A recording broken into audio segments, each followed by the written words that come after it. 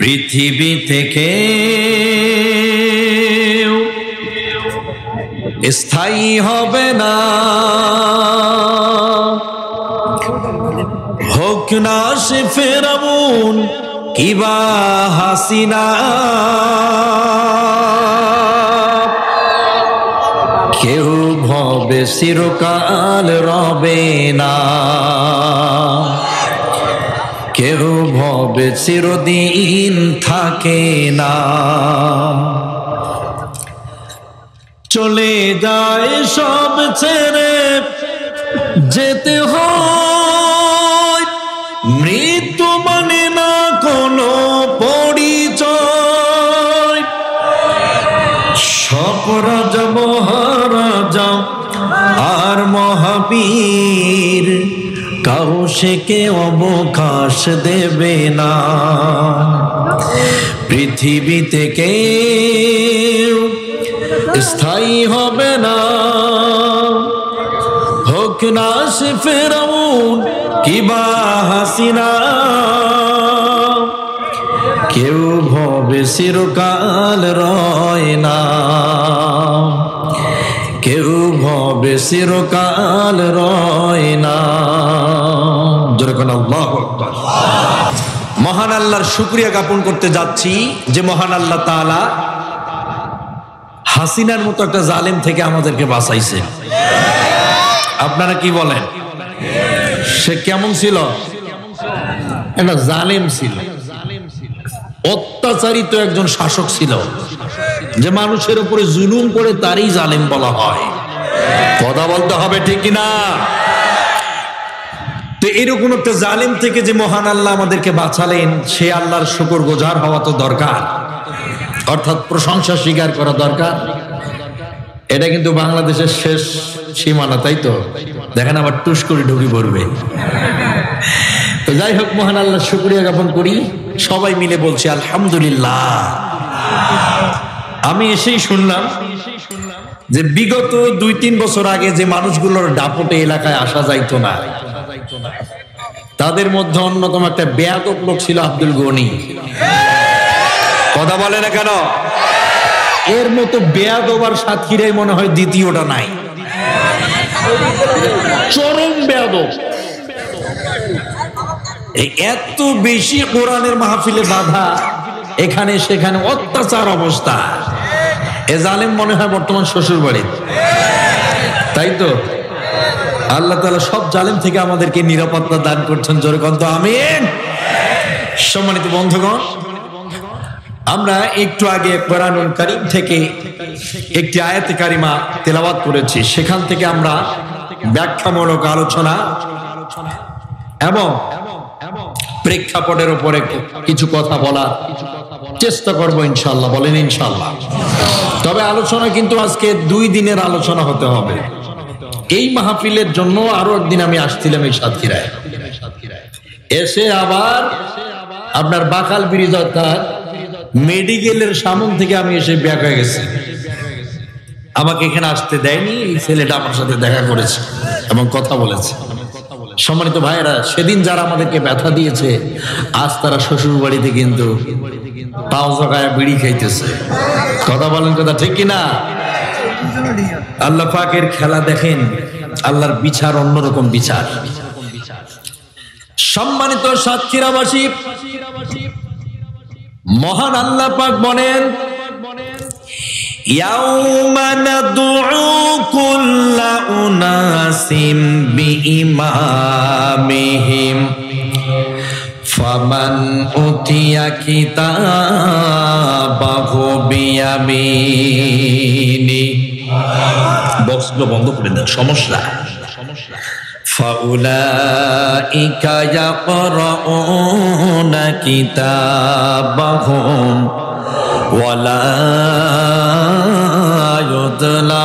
ইউযলামুনা ফাতিলা। মহান আল্লাহ পাক বলেন, স্মরণ করো সেই দিনের কথা যেদিন আমি প্রত্যেকটি দল এবং সে দলের নেতাগুলোকে ধরব। শোনা যায় না? আস্তাগফিরুল্লাহ। হ্যাঁ, শোনা যায় না? ও দিতে বলছে, তা দেন, যাতে আবার ওই দুমদাম না করে। ঠিক আছে, দেন, দিয়ে দেন, দিয়ে দেন। যেহেতু আমার শ্রোতারাই মজা পায়, এখানে আমার কি আর করার, দিয়ে দেন। সম্মানিত ভাইয়েরা, মহান আল্লাহ পাক সূরা বনী ইসরাইলের ৭১ নম্বর আয়াতের মধ্যে জানিয়ে দিলেন, আমি প্রত্যেকটি দল এবং দলের নেতাগুলোকে ধরব এবং তাদের আমলনামা তাদের হাতের মধ্যে তুলে দেব, আর কারো প্রতি কোন রকম আমি জুলুম করব না। জোরে কোন আল্লাহু আকবার। মহান আল্লাহ পাকের বক্তব্য অনুযায়ী বোঝা গেল, পৃথিবীর যত দল আছে সব দলের নেতাদের আল্লাহ ধরবে। বসে বৈশা যান, হায়জাল আলী একটু বৈশা। সম্মানিত ভাইয়েরা, মহান আল্লাহ পাক বলেন, অবশ্যই আমার কাছে দাঁড়াতে হবে। এই আয়াতের পরিপ্রেক্ষিতে বোঝা গেছে যে বাংলাদেশে যত দল আছে সব লিডারদেরকে আল্লাহ পাক ধরবে। কথা বলে না কেন? মহান আল্লাহ পাক যদি কিয়ামতের কঠিন দিবসে বঙ্গবন্ধুর বেটি হাসিনাকে ধরেন, আর যদি বলেন দুনিয়ার মানুষগুলোকে কোন পথে কিসের দিকে তুমি ডাক দিয়েছিলে বলো, উনি নির্ঘাত বলবেন ক্ষমতা আর পাওয়ারের জন্য ডাক দিয়েছি। শুধু চাই আমি ক্ষমতা আর পাওয়ার ছাড়া আমার কিছু লাগবে না। তোরা সব পড়ি মারা যা, আমার দেখার কোনো টাইম নাই। বাংলাদেশে সব মরে যা, আমার কোনো যায় আসে না। আমার চাই শুধু চেয়ার আর ক্ষমতা। কথা বলে না কেন? সম্মানিত ভাইরা, যে মহিলা নিজের পাওয়ার আর ক্ষমতাকে টেকিয়ে রাখার জন্য নিজের বাপের আদর্শকে প্রতিষ্ঠা করাবার জন্য ডাক দিল, আর সেই ডাকের সাড়া দিয়ে যারা কর্মী হয়ে গেলেন, নেতা হয়ে গেলেন, তাদের পথে পথ পরিচালিত হয়ে সারাটা জীবন আপনি ব্যয় করে দিলেন, বলেন তো সেই মানুষ আসলে মরার পরে জান্নাতে যাওয়ার কথা না জাহান্নামে? কথা বলে না কেন? কেউ যদি বাপের আদর্শ প্রতিষ্ঠার জন্য ডাক দেয়, সেই ডাকে সাড়া দিয়ে আপনি কর্মী হয়ে যদি মরে যান, আপনি আসলে জান্নাতের কাজ করছেন নাকি জাহান্নামে যাওয়ার কাজ করছেন? সম্মানিত বন্ধুগণ, হাশরের ময়দানে মহান আল্লাহ পাক বিএনপির নেতাদেরকেও ধরবেন, ধরে বলবেন দেশ ও জনপদের মানুষগুলোকে কোন পথে ডাক দিয়েছিলেন বলেন। ওনারা যদি বলেন জিয়াউর রহমানের স্মরণে ভয় করি না মরণে, ওই পথে ডাক দিয়ে কর্মী বানায় যদি সেই পথে যদি মানুষগুলো চলতে গিয়ে মারা যায়, সেই মানুষগুলো এখন জান্নাত পাওয়ার কথা না জাহান্নামে? জাতীয়বাদী দল যেটাকে জোকার পার্টি আমরা বলি, মানে জাতীয় পার্টি, এর সাথকে ধরা হবে। মহান আল্লাহ পাক তাকে ধরে বলবেন দুনিয়াতে মানুষগুলোকে কোন পথে কোন মতে ডাক দিয়েছিলে বলো। সে বলবে আমার মতদর্শকে কায়েম করার জন্য, আমার আদর্শকে প্রতিষ্ঠার জন্য ডাক দিয়েছিলাম। উনি সকালবেলা বলতো এক কথা, ৩টার দিক দিয়ে বলতো আর একটা কথা। বলে না কেন? সেই কথা শুনে যদি কেউ কর্মী হয়ে যায়, ওই পথে যদি কেউ জীবন যাপন করে, সেই পথে চলতে গিয়া যদি কেউ মারা যায়, তাহলে সেই মানুষটা জান্নাত পাওয়ার কথা নাকি জাহান্নামে? কথা বলে না কেন? সম্মানিত ভাইরা, এই আয়াতের বক্তব্য হলো এই, প্রত্যেকটা দলের নেতাকে ধরা হবে। জামাতি ইসলামের নেতাকে ধরা হবে। বর্তমান যিনি লিডার ডক্টর শফিকুর রহমান সাহেব, মহান আল্লাহ পাক ওনাকেও ধরবেন, ধরে বলবেন, ডক্টর সাহেব আপনি বাংলাদেশের মানুষগুলোকে কিসের জন্য ডাক দিয়েছিলেন বলেন। উনি নির্ঘাত বলে দিবে, আল্লাহর জমিনে দিন প্রতিষ্ঠার জন্য, একামতে দিন প্রতিষ্ঠার আন্দোলনে ডাক দিয়েছি। আমি কোরআনকে প্রতিষ্ঠার জন্য ডাক দিয়েছি। আমি ডক্টর শফিকুর রহমানকে প্রতিষ্ঠার জন্য ডাক দেই নাই। জামাতি ইসলামকে আমি বাংলাদেশে ক্ষমতায় আনার জন্য ডাক দেই নাই। আমি ডাক দিয়েছিলাম দিন প্রতিষ্ঠা করাবার জন্য। কথা বলেন ঠিক কিনা? এবার বলেন তো, যে মানুষটা আল্লাহর বিধানকে প্রতিষ্ঠিত করার জন্য ডাক দিলেন, আর যারা নিজের বাপের আদর্শ, আবার কেউ স্বামীর আদর্শ, আবার কেউ নিজের আদর্শ প্রতিষ্ঠার জন্য ডাক দিলেন, বলেন তো এই দুই আদর্শ প্রতিষ্ঠার দিকে মানুষ কোন দিকে গেলে জান্নাত পাবে আর জাহান্নামে যাবে? কোন দিকে? সম্মানিত ভাইরা, এই বাংলাদেশটা 1971-এ স্বাধীন হয়েছিল। সেখান থেকে 2024 আবার আর একবার স্বাধীন করা হলো। এরই মধ্যে বাংলাদেশের প্রথম চিত্র থেকে এই পর্যন্ত বাপের শাসন দেখেছি, বেটিরও শাসন দেখেছি, স্বামীর শাসন দেখেছি, বউয়ের শাসন দেখেছি, ইরশাদ মামুর শাসন দেখা শেষ। আগামী দিন কোরআনের বাংলাদেশ। আমার প্রিয় ভাইয়েরা, আপনি যারে পেছনে সময় দেন না কেন, সব ধোঁকা দিয়ে আপনাদের বোকা বানাবে। কথা বলে না কেন? শুধু ভোটের সময় আসবে, ইমানদারের ভাব দেখাবে, আপনি মনে করবেন ওর মতো ইমানদার বুঝি আর কেউ নাই। ওরা বড় গলায় কয় কথা, রাতারাতি হয় নেতা। বড় গলায় কয় কথা, রাতারাতি হয় নেতা। আকাম কুকাম সব করিয়া গড়ে নেতা আস্তানা। আসলে সব পেট পূজায়ার এই ভোটটা নেওয়ার বাহানা। ওদের আসলে সব পেট পূজায়ার ভণ্ডামিয়ার বাহানা। এই জনতার ভোট পাইয়া নেতার যখন আসে জয়, তখন নেতার পাইতে দেখা জুতার তলা হয় যে ক্ষয়, স্যান্ডেলের তলা হয় যে ক্ষয়। সামান্য সিগনেচারের জন্য লাগে, সিগনেচারের জন্য লাগে লাখো টাকা নজরানা। আসলে সব পেট পূজায়ার ভোটটা নেওয়ার বাহানা।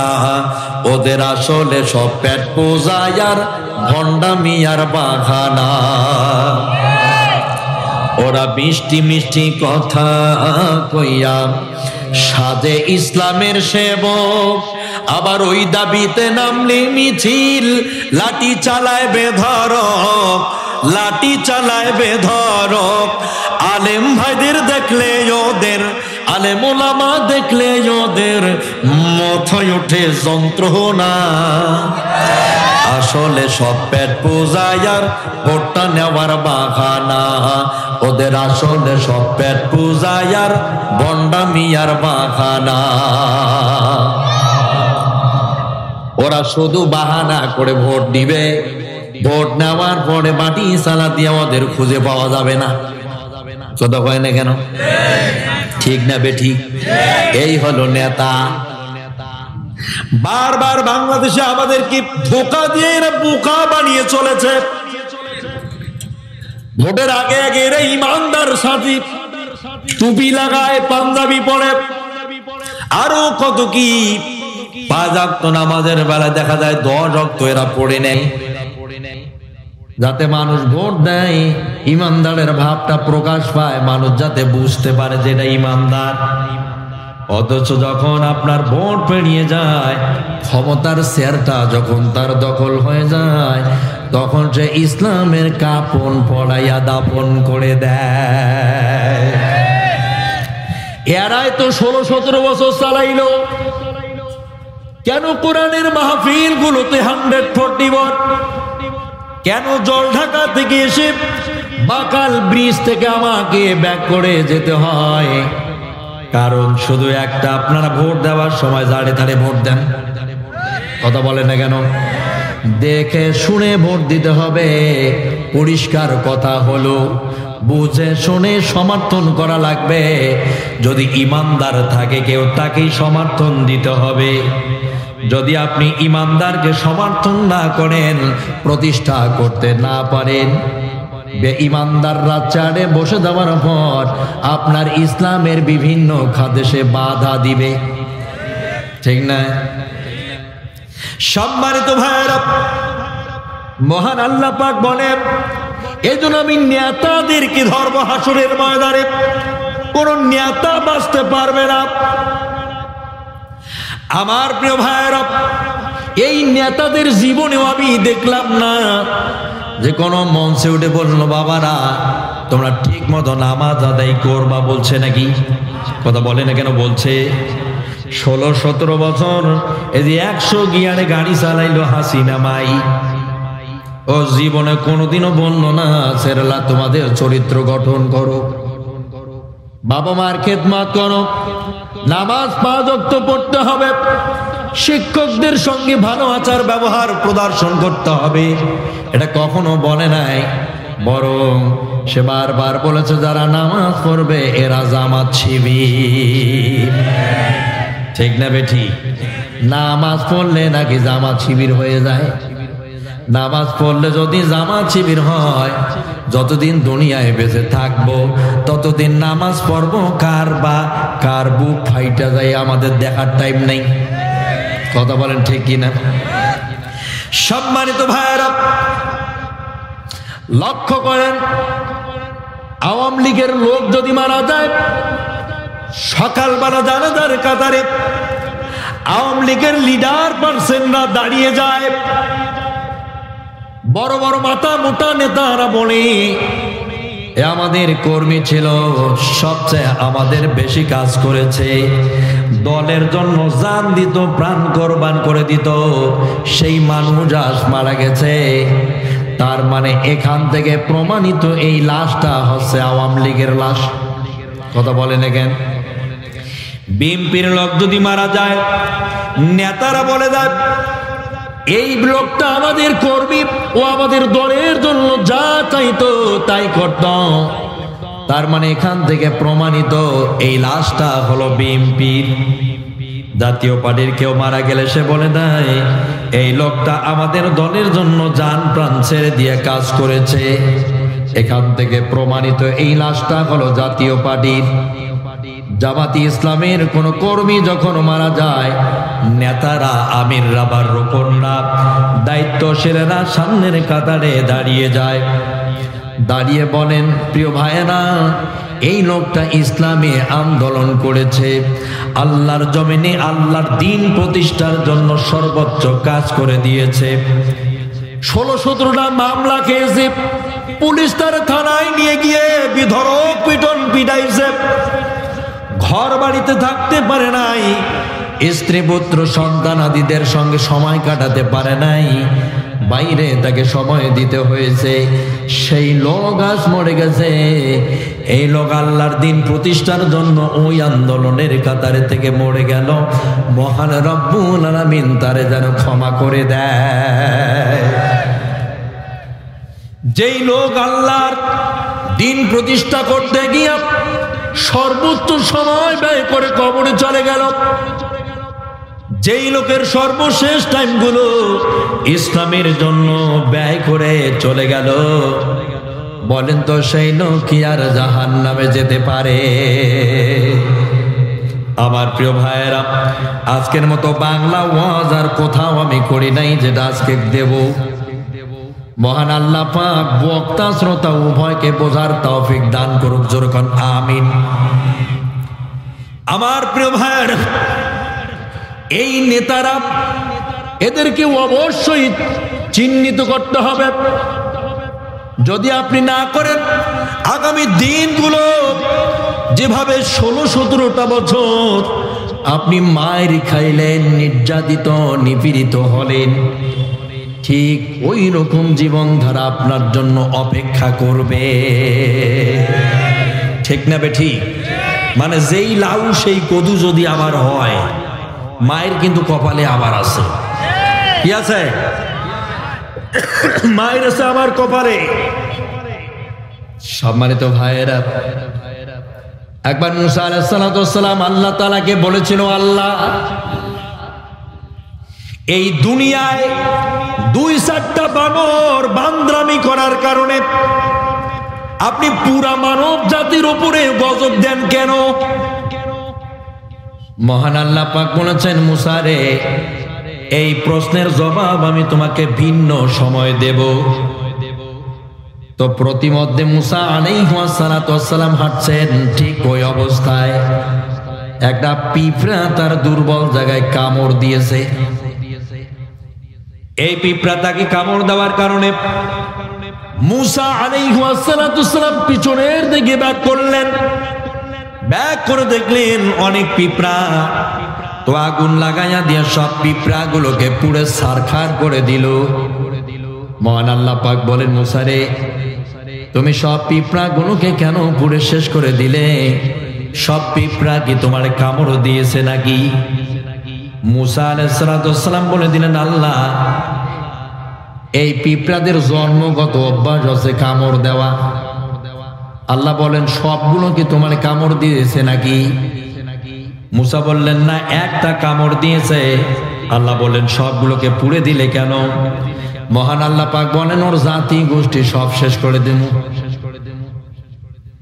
ঠিক ওই রকম এই বিগত সময়গুলো চিন্তা হতো আর টেনশন হতো, দুনিয়ায় নাকি আল্লাহর গজব আসার পরে মহান আল্লাহ ওই জালেমদের মতো যারা তাদের সবগুলোকে শেষ করে দেয়, তা কবে দিবে, কোন দিন পতন হবে, এই টেনশনে কিন্তু ঘুম আসতো না। এমন একটা সময় এসে গেল, মুরগির বুড়ানি আন্ডা বাচ্চা সব পলাইয়া গেল। চিন্তা করছেন আমার প্রিয় ভাইয়েরা? সামনের দিকে চলেন, বেয়াদবদের শাস্তি রয়েছে। যারা বেয়াদবি করবে, ইসলামের সঙ্গে মুসলমানদের সঙ্গে বেয়াদবি করে, মহান আল্লাহ পাক এদের কখনোই ক্ষমা করে না। তেমন একজন বেয়াদবদের কাহিনী আজ আমি আপনাদেরকে অল্প সময় স্বল্প স্টাইলে বলে দেব। মহান আল্লাহ পাক যখন এই দিন ইসলামকে দুনিয়ার জমিনে পাঠালেন প্রচার করার জন্য, ব্যাপকলি বলেছেন আমাদের নবীকে, তখন এক শ্রেণীর মানুষেরা ওয়াল টাইমের বিরোধিতা করে চলেছে। আমার প্রিয় ভাইয়েরা, ভারতের কোন হিন্দু এসে বাংলাদেশে ইসলাম প্রতিষ্ঠার বিরুদ্ধে কোনো কাজ করে না, আমেরিকার কোন খ্রিস্টান এসে করে না, এরপরে মিয়ানমারের কোন বৌদ্ধ এসে এখানে করে না। আমাদের ইসলামের ক্ষতি আমাদের ডান হাত বাম হাতের দিক থেকে হয়। আমার প্রিয় ভাইয়েরা, বিগত সময় আওয়ামী লীগ আমাদেরকে মৌলবাদী আর জঙ্গিবাদী বলে গালি দিয়ে দিয়ে উগ্রপন্থী বলে বলে শেষ করে দিল। এখন ইদানিং দেখা যাচ্ছে বিএমপিও বলা শুরু করছে, ঠিক না? বলতেছে। আর 16-17 বছর এই মৌলবাদী আর জঙ্গিবাদী বলে ব্যবসা করে হাসিনা খাইল। এই কথা বলে বলে বাংলাদেশের নিরীহ মানুষগুলো শেষ করে দিল। হাজার হাজার আলিম উলামা শেষ করে দিল, মেরে দিল। আজ যারা ভারতের দালালি করে মুসলমান আলেমদেরকে যারা মৌলবাদী বলে, হিন্দুদেরকে খুশি করে শেয়ার দখল করাবার জন্য যারা পায় তারা খুঁজতেছে, পরিষ্কার ভাবে বলে দিলাম 16 বছর পরে যদি হাসিনার পতন হয়ে যায়, আগামী বেশি দিন লাগবে না আপনাদেরও পতন হতে। সম্মানিত ভাইরা, বেয়াদবদের শাস্তি আল্লাহ পাক বিভিন্ন ভাবে দিয়ে থাকে। মক্কায় দিন প্রচার হচ্ছে, মক্কার বাইরে থেকে এই দিন এই ইসলামের বিরোধিতা করার জন্য এক শ্রেণীর মানুষেরা ব্যাপক মক্কায় কাজ করত এবং মক্কার বাইরেও তারা কাজ করে যেত। তাদের মধ্যে অন্যতম হলো আবু রাফে নামে একজন কাফের। এর বাসা হলো মক্কার বাইরে, এর বাসা হচ্ছে হিজাজের ভিতর। ও মক্কার ভিতরে আসতো, প্রায় প্রতিদিন নবীজির বিরুদ্ধে ব্যাপক প্রচার ও প্রসার সে করে বেড়াতো।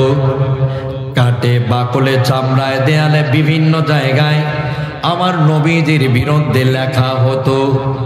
কেউ জানতো না, কিন্তু দুজন সাহাবী আব্দুল্লাহ ইবনে আতিক রাদিয়াল্লাহু তাআলা আনহু বুঝতে পেরেছেন যে এই কাজগুলো তারা ওই হিজাজের ভিতর থেকে এসে মক্কায় করে যায়।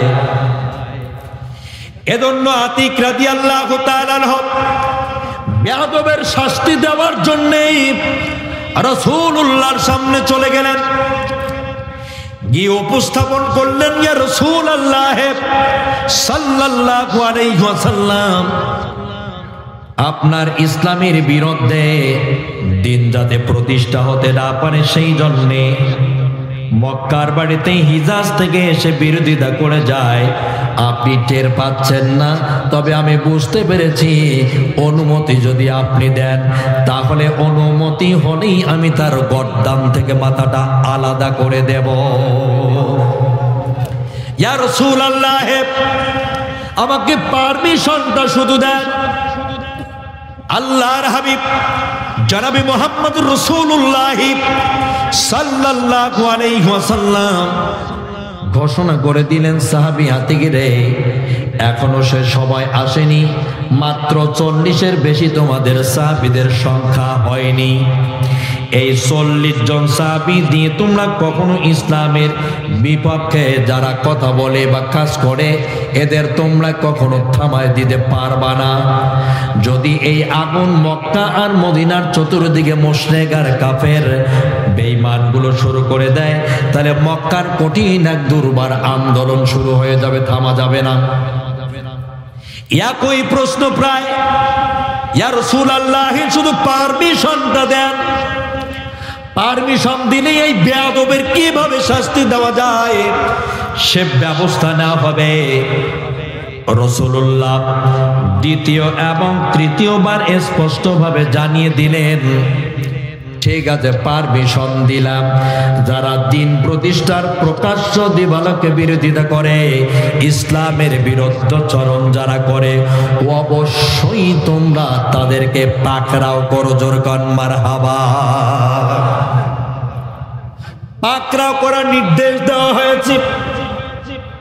রাসূলুল্লাহ সাল্লাল্লাহু আলাইহি ওয়াসাল্লাম যখন বললেন যে এর ব্যবস্থা তোমরা নিতে পারো, সঙ্গে সঙ্গে 6 থেকে 7 জন সাহাবী মক্কার বাইরে তারা চলে গেলেন হিজাজের দিকে। আমার প্রিয় ভাইরা, এমন সাহাবীদের মতো মানসিকতা যদি আজ বাংলাদেশে আমাদের হতো, শুধু ওয়াজের মাঠ গরম করা নয়, 64টা জেলায় 64টা মানুষ গর্জন দিয়ে উঠত, পুরো বাংলাদেশের মুশরিক আর কাফের গুলো থর থর করে কেঁপে উঠত। কিন্তু আমরা শুধু পারি না, আমরা শুধু বলি সেমিনার করে, প্র্যাকটিক্যালে করতে হবে, বাঘের মতো দাঁড়াতে হবে, প্রতিবাদ ও প্রতিকার করাবার মতো সাধ্য ক্ষমতা ঈমান থাকা লাগবে। কথা বলেন কেন? সম্মানিত ভাইয়েরা, সম্ভবত আপনাদের কষ্ট হইতেছে নাকি? তো এই যে উঠাউঠি, নাকি শীত পড়তেছে? ঠান্ডা হইতেছে, ঠান্ডা হচ্ছে। সম্মানিত ভাইয়েরা, লক্ষ্য করেন, আজ আমি যে হাদিসটা আগে শোনাচ্ছিলাম, এই হাদিসটা না বললে তো আমি প্রেক্ষাপটে কথা বলতে পারবো না। এজন্য আমাকে আগে কথাগুলো নিয়ে আসতে হচ্ছে। বাংলাদেশে যখন কোনো কর্মকাণ্ড শুরু হয়ে যায় সামনের দিকে, তখন হাসিনা এসে বলে দেয় 1971 আমার বাপকে হত্যা করছে, আমার ভাইকে মারছে। এই কথা বলে নাকের পানি চোখের পানি একাকার করে দেয়। কথা বলে না কেন? ঠিক না বে ঠিক? আর যখন বাংলাদেশের মানুষগুলোকে প্রকাশ্য দিবালোকে হত্যা করে, দেশের আলেমদেরকে ফাঁসি দিয়ে হত্যা করে দিল, বিডিআর পিলখানায় হত্যাকাণ্ড করে দিল, শাপলা চত্বরে যখন হাজার হাজার আলেমদেরকে পাখির মতো গুলি করলো, তখন এই প্রসঙ্গগুলো আসলে বলে এগুলো কিছুই হয় নাই। কথা বলছে না কেন? এগুলো নাকি কিছুই হয় নাই। আমার প্রিয় ভাইরা, লক্ষ্য করুন, বাবার ভাইয়ের বিচার যদি বাংলাদেশে 50 এবং 52 বছর পরে করতে পারেন ট্রাইব্যুনাল গঠন করে, তাহলে মনে রাখবেন বিডিআর পিলখানার হত্যাকাণ্ড আর শাপলা চত্বর আর যে আলেমদেরকে ফাঁসি দিয়ে আপনি হত্যা করলেন, এগুলোর বিচার অবশ্যই এই বাংলার মাটিতে হবে।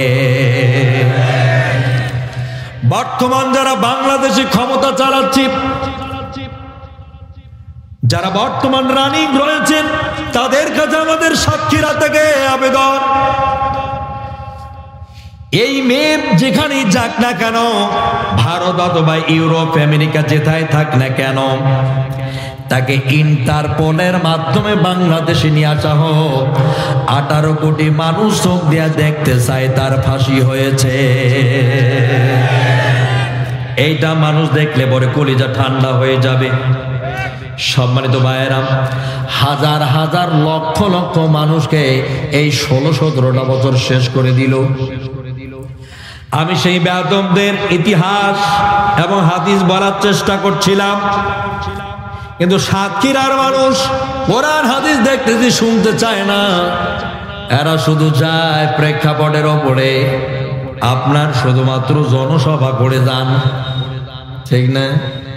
জনসভা করার এটা সময় নয়, মানুষদেরকে বোঝাতে হবে। এখন মানুষ যারা ভুল পথে ছিল তাদেরকে নিয়ে আসতে হবে। যারা ভুল পথে পরিচালিত হয়েছে, ওই মানুষগুলো যদি ভালো পথের কাতারের মধ্যে একটি প্ল্যাটফর্মে দাঁড়ায়, আগামী দিন বাংলাদেশে কোরআনের সমাজ প্রতিষ্ঠা হয়ে যাবে।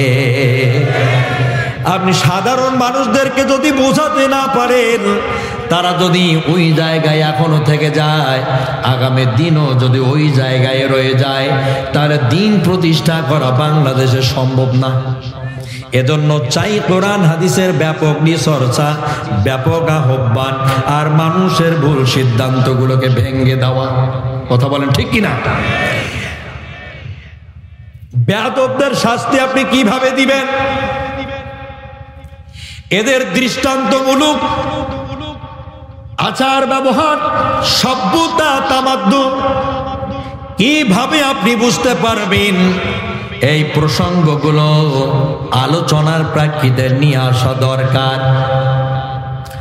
আতিক রাদিয়াল্লাহু তাআলা আনহু স্পষ্টভাবে জানিয়ে দিয়েছেন, হে রাসূল, যে মানুষ ইসলামকে থামিয়ে দিতে চায়, দিনকে একেবারে স্তব্ধ করে দিতে চায়, ওই মানুষের পৃথিবীর জমিনে থাকার আর কোনো সাধ্য নাই, অধিকার নাই। ওর দৃষ্টান্ত বিচার আমি সাহাবীর হাত দিয়ে হবে। মুখ দিয়া বলে আর হবে না, আগামী দিন ডানটা বার করা লাগবে। কথা বলে হবে না, চিৎকার করে হবে না, বুদ্ধি কাজে লাগাতে হবে, মেধা কাজে লাগাতে হবে। সম্মানিত ভাইরা, আতিক রাদিয়াল্লাহু তাআলা আনহু সাথী সঙ্গীদের কাছ থেকে 6 থেকে 7 জনকে সঙ্গে নিয়ে মক্কা পাড়ি দিয়ে হিজাজের দিকে চলে গেলেন। হিজাজের ভিতরে পৌঁছে গিয়ে আল্লাহর নবীর দুশমন, দিন প্রতিষ্ঠার সবচেয়ে প্রধান শত্রু আবু রাফের খোঁজে বের হলেন। কোথাও তার খুঁজে পাওয়া যায় না, কিন্তু ফাতফাত পর্বতের পার্শ্ববর্তী স্থানে এই আবু রাফের খাস কামরা ছিল। সেখানে আব্দুল্লাহ ইবনে আতিক রাদিয়াল্লাহু তাআলা আনহু পৌঁছে গেলেন। পৌঁছে বুঝতে পারলেন এখানেই সেই লোকের বাসা। স্পষ্টভাবে জানিয়ে দিলেন, তুমি এই হিজাজ থেকে মক্কার ইসলামকে থামিয়ে দিতে চাও, তুমি বাইরের দেশ থেকে ইসলামের বিরুদ্ধে কাজ করো, মক্কার মাটিতে গিয়া আজ তোমার দৃষ্টান্তমূলক শাস্তি প্রদানের জন্য এখানে এসেছি। আবু রাফে স্পষ্ট বুঝতে পেরেছে যে আসলে আজ এই জায়গায় আমার যে কি অবস্থা হবে বলা বড় কঠিন ব্যাপার। আমার প্রিয় ভাইয়েরা, আতিক রাদিয়াল্লাহু তাআলা তার বাসার ভিতরে ঢুকেছি। স্পষ্টভাবে আবু রাফেকে বলেছি, তোমার কাপড়ের ব্যবসা 10% লাভের টাকা মক্কার ইসলামকে থামিয়ে দেওয়ার পেছনে তুমি ব্যয় করো। আজ তোমাকে স্পষ্ট করে জানিয়ে দেওয়ার জন্য এসেছি, মক্কার ইসলাম থেমে যাবে না, বরং আবু রাফে আজ তুমি থেমে যাবে। আল্লাহু আকবার। সম্মানিত ভাইরা, এরকম যদি যারা ইসলামের প্রকাশ্যে বিরোধিতা করে ওদের সামনে গিয়ে যদি দাঁড় হওয়া যায় আর বলা যায় ইসলামকে ইতি করার আগে তোমাকে ইতি করে দেওয়া হবে, ইসলামকে থামিয়ে দেওয়ার আগে তোমাকে থামিয়ে দেওয়া হবে, ইসলামের জন্য বেঁচে থাকা, ইসলামের জন্য মরে যাওয়া, ইসলামের জন্য কথা বলা, ইসলামের জন্য সবকিছু করা, এমন একটি পরিস্থিতি যদি আপনি এই সমাজ ব্যবস্থায় চালু করতে পারেন, তাহলে সম্ভাবনা রয়েছে আগামী দিন ইসলাম বাংলাদেশে প্রতিষ্ঠা হবে। আর যদি আপনি না পারেন, শুধু ওয়াজ আর মসজিদ, শুধু মাঠ, শুধু এলাকা, শুধু গ্রামগঞ্জ, শুধু আপনার এই জায়গাটায়, এর বাইরে যদি আপনি এই আরদের ওপরে, জমিনের ওপরে যদি আপনি করতে না পারেন, এমন একটা সমাজ বর্তমান সামনে এসেছে আল্লাহর দিন প্রতিষ্ঠা করার জন্য মোক্ষম সুযোগ। এটা যদি আপনি কাজে লাগাতে না পারেন, তাহলে আগামী 100 বছরও 50 বছরও সম্ভব হবে না। কথা বলে না কেন? এমনও মানুষ আছে ইসলাম কি আদৌ বাংলাদেশে কায়েম হবে, তারা বলে ইসলাম কি জীবনে কখনো বাংলাদেশে আসবে। ওদের ধারণা হলো ইসলাম আসবে না, ইসলাম প্রতিষ্ঠা হবে না, ওদের চিন্তা হলো এইটা। অথচ বাংলাদেশের মানুষ যদি একটি প্ল্যাটফর্মে দাঁড়িয়ে যায়, সব ইসলামী দলগুলো যদি একটি কাতারে দাঁড়িয়ে যায়, তাহলে অবশ্যই আল্লাহর দিন প্রতিষ্ঠা হবে। আমার প্রিয় ভাইরা, রাসূলুল্লাহ বলেছেন প্রত্যেকটা ইমানদারের 2টি আমল বড়। নাম্বার 1 হলো আইউল আমালি ওয়ালা আল ঈমানু বিল্লাহ, আল্লাহর প্রতি ঈমান আনা। আর 2 নাম্বার হলো ওয়া জিহাদু ফি সাবিলিল্লাহ, 2 নাম্বার হলো জিহাদ করা আল্লাহ এবং রাসূলের পথে। এই 2টি আমল প্রত্যেকটি ঈমানদারের কাছে সবচেয়ে বড় দামি আমল। যখন সুবহানাল্লাহ। সম্মানিত ভাইরা, আপনাকে বুঝতে হবে মহান আল্লাহ তাআলা বিচার কিভাবে করেন। আউলা লাকা ফাআউলা সুম্মা আউলা লাকা ফাআউলা আয়াহসাবুল ইনসানু আই ইউতরাকা সুদা। মহান আল্লাহ পাক বলেন আওলা লাকা ফাওলা, তোমরা ষড়যন্ত্র করবে একভাবে, আমি তার পাল্টা জবাব দেব ভিন্নভাবে। বাংলাদেশে এই 16-17টা বছরে হাসিনা কম চেষ্টা করে নাই যে ইসলাম ও ইসলামের মানুষগুলোকে চিরতরে নির্মূল করার চেষ্টা কম করছে, কম করেছে, কম করে নাই। এমন কোন ওয়ার্ড ইউনিয়ন থানা বা জেলা নাই যেখানে প্রতিটি গ্রামগঞ্জে মানুষের নামে মামলা হয়নি। এমন কোন স্থান নেই যে পুরো জায়গা, পুরো বাংলাদেশ শেষ করে দিয়েছে। ইসলামের বিরুদ্ধে কি না করার আছে সব করেছে, কিন্তু কি হয়েছে সর্বশেষ? সুম্মা আওলা লাকা ফাওলা, মহান আল্লাহ তাআলার পাল্টা জবাব ভিন্ন স্টাইলে পৃথিবীতে এসেছে। কথা বলছে না কেন? ডকুমেন্টারি সহকারে কথা বলা হচ্ছে। বিশেষ যে বিষয়টা সেটা হচ্ছে এই যুক্তিযুক্ত যে বিষয়, কখনোই পৃথিবীতে কোনো জালেম চিরস্থায়ী হয়ে থাকতে পারে নাই, আজও পারবে না, ভবিষ্যতেও থাকার কোনো সম্ভাবনা নাই, কখনোই সম্ভব না। প্রতিটি জালেমের ক্ষেত্রে আল্লাহ তাআলার ওই একই আইটেম, একই বিচার, একই কর্মসূচি। পৃথিবীর আগামী দিনে যারা জালেমের পথে পরিচালিত হতে চায়, নব্য কোন জালেম নির্মিত হওয়ার নতুন চিন্তা ও ফেকের মাথায় নিয়ে কাজ শুরু করেছে, তারা আর পৃথিবীতে টিকে থাকতে পারবে না। সম্মানিত বয়েন্দ্রা, ইসলাম যদি বাংলাদেশে 100 বছর না আসে, আমাদের কোনো আপত্তি নাই, কোনো আফসোস নাই।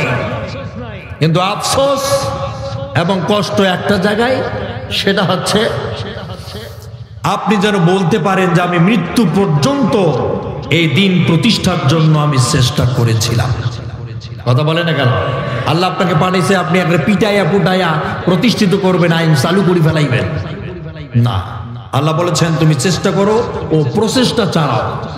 তোমার চেষ্টা ও প্রচেষ্টা চলতে থাকবে, চলতে চলতে একদিন তুমি ইতি হয়ে যাবে, তুমি চলে যাবে, তুমি বলতে পারবে হে আমার আল্লাহ, আমি চেষ্টা করেছিলাম কিন্তু দিন প্রতিষ্ঠা ওরা আমাকে করতে দেয় নাই। সম্মানিত ভাইয়েরা, বাংলাদেশে 50টি বছর এই মাঠের মধ্যে কোরআনের তাফসীর করে করে বোঝালো। সিলেটের মাটিতে 11 দিন 12 দিন পর্যন্ত তাফসীর করে বোঝালো এ জমিনে দিন প্রতিষ্ঠা করতে হবে। ঢাকার প্রাণকেন্দ্রে ইসলামকে প্রচার করার জন্য 6 দিন 7 দিন করে কোরআন বোঝা হলো। বাংলাদেশের প্রায় প্রতিটি অঞ্চলে যার কথা হয়েছে, প্রতিটি ময়দানে একই বক্তব্য দেওয়া হলো, শান্তি যদি পেতে হয়, নিরাপত্তাহীনতায় যদি না ভুগতে চাও, আরামে যদি ঘুমাতে চাও, তাহলে ইসলাম প্রতিষ্ঠা করে বাংলাদেশে দেখাও। শুধু এই কথাটার কারণে আমাদের দেশের প্রখ্যাত আলেমকে জান দিতে হয়েছে, আমাদের দেশের আলেমদেরকে মায়ের খাইতে হয়েছে, আমাদের দেশের ওলামাদেরকে ফাঁসিতে যেতে হয়েছে, আমাদের দেশের আলেম সভ্যতাকে মৃত্যুদণ্ডে দণ্ডিত হতে হয়েছে শুধু একটা কাজের জন্য, সেটা হলো দিন ইসলামকে প্রতিষ্ঠা করো। এই কথাটা বলা অপরাধ মনে করেছে। আবার প্রিয় ভাইয়েরা, সাতক্ষীরাবাসী বুঝতে হবে, 5টা মানুষও যদি থাকে, এরপরেও আমি আমার কথা বলবো। আপনার যদি মন না চায়, ইচ্ছে যদি না হয়, আপনি চলে যেতে পারেন, কোনো সমস্যা নাই। সম্মানিত ভাইয়েরা, মহান আল্লাহ পাক ইমানদারদের ওপরে কিছু ট্রেনিংকে ফরজ করে দিয়েছেন, কিছু প্রশিক্ষণকে ফরজ করে দিয়েছেন। তার একমাত্র কারণ হলো তার জমিনে দ্বীন প্রতিষ্ঠা করার জন্যে। আপনি যদি আগামীকাল শুনতে পান যে মাটি র্যাবে মানুষ নেওয়া হচ্ছে, পুলিশের লোক নেওয়া হচ্ছে, আপনি আপনার সার্টিফিকেট, আপনি আপনার ফাইল নিয়ে চলে যাবেন। ধরেন আপনি মাপে টেকে গেলেন, চাকরি কি হয়ে গেল? হবে না। 6 মাস আপনাকে ট্রেনিং করা লাগবে, প্রশিক্ষণ দিতে হবে। আপনাকে গুলি করার শিক্ষা দেওয়া হবে, ঢাল ব্যবহার করার শিক্ষা দেওয়া হবে। এরপরে শত্রুপক্ষকে ঘায়েল করার মতো মেধা ও বুদ্ধি আপনার থাকতে হবে। এরপরে লাইফ রেড করার মতো আপনাকে ট্রেনিং দেওয়া হবে, বুক দান করার শিক্ষা দেওয়া হবে। সব কিছু করার পরে আপনাকে বলা হবে যে আপনি আজ থেকে চাকরিতে নিয়োগ পেয়ে যাবেন। নিয়োগের সময় যদি আপনাকে বলা হয় একটা গুলি করে দেখাও, আর আপনি যদি বলেন আমি পারবো না, তাহলে কি চাকরিটা থাকবে? আপনাকে যদি বলা হয় 6 মাস ঢাল ধরা শিক্ষা দিলাম, ট্রেনিং দিলাম, ধরে দেখাও, আপনি যদি বলেন না আমি পারবই না, চাকরি থাকবে? আপনার জীবনে যে নামাজ দেওয়া হলো, যাকাত দেওয়া হলো, আপনাকে হজ দেওয়া হলো, আপনার জন্য রোজা দেওয়া হলো, এগুলো সব হচ্ছে ট্রেনিং, এগুলো সব হচ্ছে প্রশিক্ষণ। এগুলো দেওয়ার একমাত্র একটা কারণ আছে, একটা কাজ আল্লাহ পাক দিতে চান। একটা ব্যবসা করতে বলেন, একটা চাকরি দিতে চান, সেই চাকরিটা হলো তুমিনুনা বিল্লাহি ওয়া রাসূলিহি ওয়া তুজাহিদুনা ফি সাবিলিল্লাহ। একটা কাজ দিতে চায়, এজন্য তোমাকে নামাজ পড়তে বলল, যাকাত দিতে বলল, হজ করতে বলল, রোজা রাখতে বলল, শুধু একটা কাজের জন্য। সে কাজটা হচ্ছে আল্লাহর জমিনে আল্লাহর দ্বীনটাকে প্রতিষ্ঠিত করাবার জন্য এত কিছু দেওয়া হলো। সেই দিন প্রতিষ্ঠা না করে যদি তুমি শুধু 2-4টা সেজদা দিয়া বলো যে আমার মতো ইমানদার আর কে আছে, তাহলে আপনার আসল কাজ করা হলো না। তাহলে বলেন আপনার কাজ কি করা হলো? হয়েছে? আপনি কি মূল কাজটা করা হলো? আপনার মূল কাজ কি ছিল? আপনার আসল কাজটা কি ছিল? আপনার কাজ ছিল দিন প্রতিষ্ঠা করা। দিন প্রতিষ্ঠার কথা বললে আপনার গায়ে শরীরে জ্বর চলে আসে, আপনার মাথা গরম হয়ে যায়, আপনার মেজাজ গরম হয়ে যায়। আর যদি শুধু নামাজ, রোজা, হজ, যাকাতের কথা বলে আলোচনা করে শেষ করে দেওয়া হয়, তখন আপনি মনে করেন সবচেয়ে বড় ভালো কাজের ওয়াজে হুজুর করেছে। কিন্তু দিন প্রতিষ্ঠা একটি মুমিনের সবচেয়ে বড় কাজ। এই কাজটার জন্য মহান আল্লাহ পাক এই পৃথিবীর জমিনে 1 2 জন না, প্রায় 1 লক্ষ মতান্তরে প্রায় 2,24,000 নবী আর রাসূলকে আল্লাহ পাঠিয়েছে। প্রত্যেকটা নবীর সঙ্গে এই যুগের জালেমদের লড়াই হয়েছে। আদমের সঙ্গে শুধু হয়নি, নূহের সঙ্গে হয়েছে।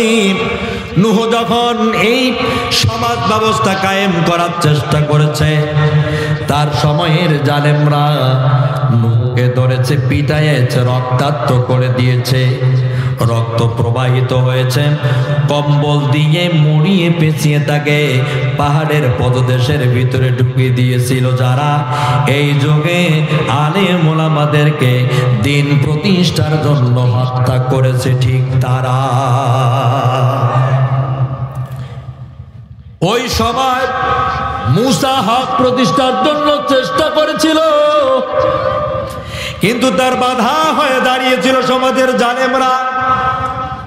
ওই সময় তাকে বাধা প্রদান করেছিল যারা বর্তমান পৃথিবীতে দিন প্রতিষ্ঠার বাধা হয়ে দাঁড়িয়েছে, ঠিক তারা। আমার প্রিয় ভাইয়েরা, আপনি লক্ষ্য করে দেখবেন এই দিন প্রতিষ্ঠার বিরোধিতা করে অন্য কোনো জাতির কেউ না। এই ইসলাম প্রতিষ্ঠার বিরোধিতা আমাদের মতো কিছু মুসলমান করে, ঠিক না বেঠিক? আপনি খোঁজ নিয়ে দেখবেন, ও নামাজি, 5 ওয়াক্ত নামাজ পড়ে, ওর নামের শুরুতে মুহাম্মদ আছে, শেষে ইসলাম আছে, ওই ইসলামের বিরোধিতা করে। সম্মানিত ভাইয়েরা, এই হচ্ছে অবস্থা। ইসলামের বিরোধিতা পৃথিবীর প্রথম কাল থেকে শুরু করে আবাহমান কাল থেকে শুরু করে এই পর্যন্ত আছে, ভবিষ্যতেও থাকবে। তবে এর মোকাবেলা শুধু মুখ দিয়ে আর হাত দিয়ে না, আপনাকে মেধা দিয়ে, আপনার হেকমা দিয়ে, আপনার কৌশল দিয়ে, আপনার মেধা খাটিয়ে, আপনার ক্যালোরি খাটিয়ে আপনাকে ব্যবহার করতে হবে। সম্মানিত বন্ধুগণ, সারা বাংলাদেশের মধ্যে অবহেলিত একটি জেলা হচ্ছে এই সাতক্ষীরা জেলা। হাসিনা যদি প্রতিটি জেলায় একবার করে গিয়েছে বা কোনো কাজ করেছে, কিন্তু সাতক্ষীরায় কোনো কিছু করে নাই। কারণ আছে, কারণ সাতক্ষীরার মাটিও মানুষ ইসলাম প্রতিষ্ঠার আন্দোলনের প্রথম কাতারের প্রথম শিরোনামে দাঁড়িয়ে আছে। ইদানিং এই সাতক্ষীরা থেকে কিছু পাইরিসিং ছড়াচ্ছে পুরো বাংলাদেশে আলেমদের মধ্যে একটা পাইরিসিং ছড়াচ্ছে, বলছে যে সাতক্ষীরার মানুষেরা আলেমদের সঙ্গে খারাপ আচরণ করে। ইদানিং এটা শোনা যাচ্ছে। আব্দুল কাইয়ুম মিয়াজি নামের একজন বক্তা এই সাতক্ষীরার কোথায় যেন আসছিল, কি হয়েছে আমি জানি না। তবে যারা এই মিডিয়া ব্যক্তিত্ব ভাইয়েরা, কিছু কিছু জিনিস আপনাদেরকে এগুলো কাটছাট করে করে দিতে হবে, মানে এডিট করে ফেলাই দিতে হবে। এগুলো দেওয়া যায় না, এগুলোতে সমাজ এবং আপনার অবস্থান, আপনার জায়গার অবমাননা হয়। এর ছোট্ট একটা জিনিস দেখেন কোথায় পৌঁছে গেছে, এটা করা যাবে না। এটা আপনাদের কাছে আমার বিনত অনুরোধ। সাতক্ষীরার মানুষের কাছে শুধু আজকে আমার আসার একমাত্র কারণ হচ্ছে এই যে এই মহাসত্য কথাগুলো আগামী চেষ্টা করছিলাম, যাকে হাদিসটা সর্বোচ্চ 10 মিনিট লাগতো বলতে, এর আগেই আপনারা উঠাউঠি করছেন। তখন আমি বুঝতে পারছি যে এদের দ্বারা হবে না, এদের দ্বারা সম্ভব না। চিল্লা হাল্লা করে আর অসরি পাবো না। আমি সারাটা 16-17 বছর চিল্লা হাল্লা করছি, গালাটালা ফাড়ে ফেলাছি, মামলার হিসাব নাই। সাতক্ষীরারও মামলা আমার আছে, বহুত ওয়াজ করছি এই সাতক্ষীরার মাটিতে। এই সাতক্ষীরার এই জায়গায় আমি প্রায় 5-7টা মাহফিল নিয়েছিলাম। শুধু একটা মাহফিলে ওই আব্দুল গনির মতো লোক 15 মিনিট না 20 মিনিট কথা বলতে দিয়েছে, এরপরে আর বলি নাই। আপনাদের বলতে হবে, বুঝতে হবে, যেই বক্তা আসুক না কেন আগে 15 মিনিট, 1 ঘন্টা, আধা ঘন্টা বসে শোনেন কি বলতে চায়। আগে মানুষকে হাদিস কোরআন বোঝাতে হবে, এরপরে সেই প্রেক্ষাপটের ওপরে কথা বলতে হবে। তা না শুনে আপনারা কি করলেন, আজকের যে পরিস্থিতিটা আপনারা তৈরি করছেন, মনে করছেন আমি খুব সন্তুষ্ট হয়ে গেছি, আমি খুব খুশি হয়ে গেছি মনে করছেন। না, আমি চেষ্টা করবো যে এখানে আর দাওয়াত না নেওয়ার, কারণ এরা কোরআন হাদিস শুনতে চায় না। তো কি দরকার আছে এই যে কষ্ট করে আসা? 1 ঘন্টা বা আধা ঘন্টা যদি কোরআন হাদিসটা বলতাম, বেশি ক্ষতি হয়ে যাইতো? পারি নাই, বুঝছি তো। কুয়াশা হয়েছে বুঝতে পারছি, ঠান্ডা হয়েছে তাও বুঝতে পারছি, কিন্তু এটা করা যাবে না। সম্মানিত ভাইয়েরা, তাপ দিলে কিন্তু ঠিকই থাকতো, ওই যদি বৃষ্টিও পড়তো তাও এখানে থাকতো। আমি তো এগুলোতে প্রোগ্রাম করছি। সম্মানিত ভাইয়েরা, এজন্য আপনাদের কাছে আমার বিনত অনুরোধ, আমি এইভাবে করতে পারবো না। আগামী দিনের এই যে আপনার প্রোগ্রামগুলো আছে আশেপাশে, আপনার 5 তারিখ আছে, 6 তারিখ আছে, 11 তারিখ আছে, এই এলাকায় তো মনে হয় অনেক কয়টা প্রোগ্রাম, আপনাদের এই অঞ্চলে 10-12টা প্রোগ্রাম আছে।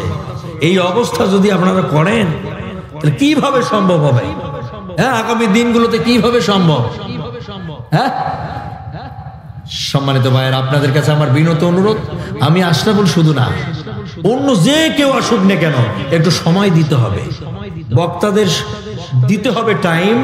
সে সময়ের মধ্যে আধা ঘন্টা সে আলোচনা করবে, আধা ঘন্টা সে প্রেক্ষাপট কথা বলবে, আধা ঘন্টা সে ন্যাশনাল বিষয়ে কথা বলবে, আধা ঘন্টা সে ব্যাখ্যা বিশ্লেষণ করবে, আধা ঘন্টা আপনাদের মুভমেন্টের উপরে আলোচনা হবে। তবেই তো একটা মাহফিলের একটা সৌন্দর্যতা তৈরি হবে, ঠিক না বেটে? তো শুরুতে উঠি ফলাই, এই করে সেই করে এটা করলে তো হবে না। আজকে কিন্তু আমার আলোচনার আর কোনো নাই আর কি, মানসিকতা নাই। কেউ এসে এখান থেকে ওয়াজ বাতি দিয়ে যাচ্ছে, কেউ আবার ওই দূর থেকে বলতেছে হুজুর হয়েছে না, হুজুর জোরে কন।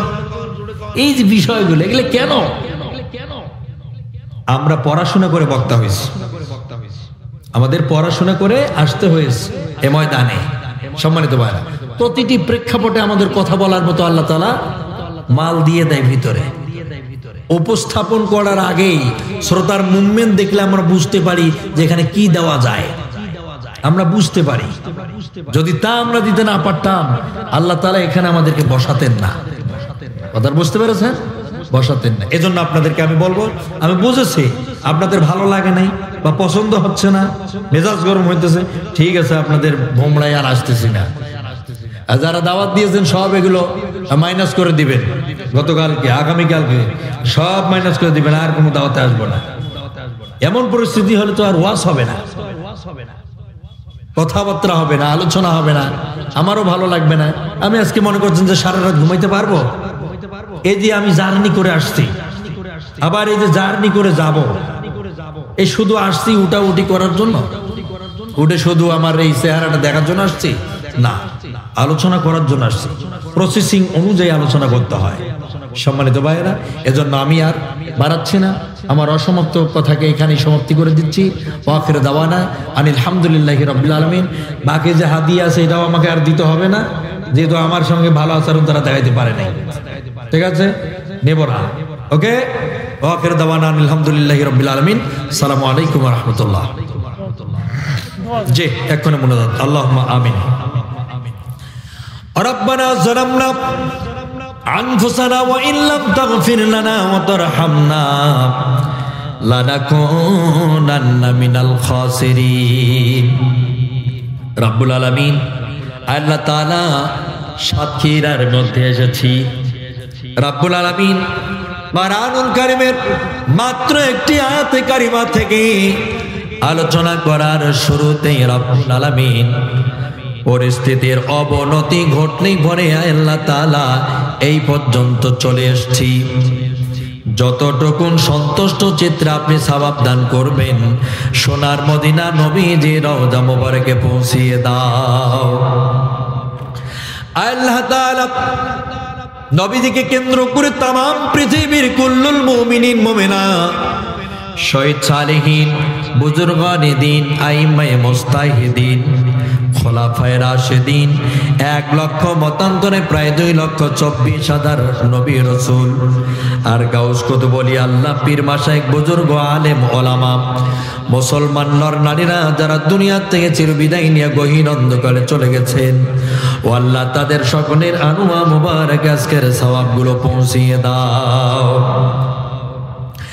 আল্লাহ তাআলা বিগত 2-3 বছর হবে এই ময়দানে আমার দাওয়াত ছিল, জালেম জুলুম করে আল্লাহ তাআলা নিপীড়িত করে এই ময়দান আমাকে উঠতে দেয়নি। আল্লাহ তাআলা তুমি তাদের বিচার করেছো। আল্লাহ তাআলা তাদের আমরা ধ্বংস চাই না, ওদের হেদায়েত চাই, ওরা যাতে ওদের ভুলগুলো বুঝতে পারে। আল্লাহ ওই ভাইদেরকে ইসলামের জন্য তুমি কবুল করে নাও।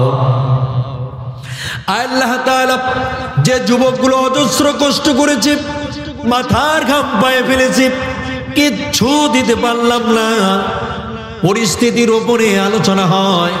এ তো তুমি ভালো জানো, লা ইলমা লানা ইল্লা মা আল্লামতানা ইন্নাকা আনতাল আলিমুল হাকিম। ও মহান মালিক, যতটুকু বলার মতো তৌফিক দান করেছো, এর বাইরে যাওয়ার আমার কোনো সাধ্য নাই।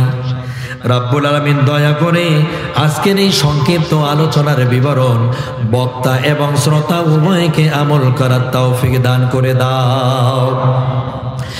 আল্লাহ তাআলা বাংলাদেশে আমরা বাবার শাসন, মেয়ের শাসন দেখেছি, স্বামী স্ত্রীর শাসন দেখেছি, সব নেতার আদর্শ প্রতিষ্ঠা করা দেখেছি, কিন্তু কোরআন দিয়ে সমাজ ব্যবস্থা চালু হওয়া এইটা আমরা দেখি নাই।